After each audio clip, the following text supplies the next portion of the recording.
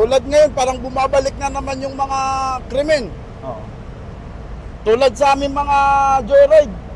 Noong panahon ni Duterte, kahit saan kami pumasok, lahat ng barangay, safe kami. Wala kaming kinatatakutan Pero sa na panahon lugar. niya, Sa panahon ngayon, napakaraming hindi dapat puntahan, lalo na paggabi.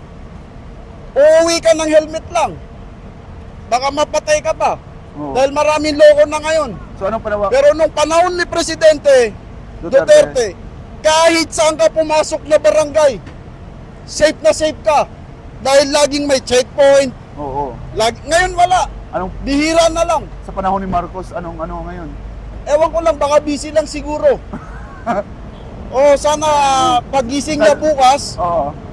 sabihin niya sa ating mga kapulisan na bantayan nyo naman yung mga mahihirap. Pag di na siya busy. Di ko lang alam. Kasi baka busy pa eh. Oo. Baka siguro pagka di na busy, umangat na tayo. Oo. Yun lang naman. Sir, masasabi babalikan ko. ko lang kay Vice